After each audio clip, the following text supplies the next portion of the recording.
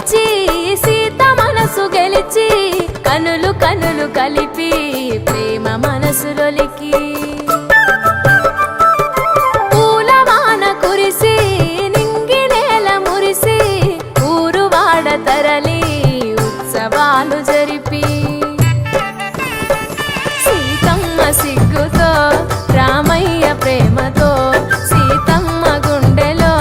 రామయ్య రూపము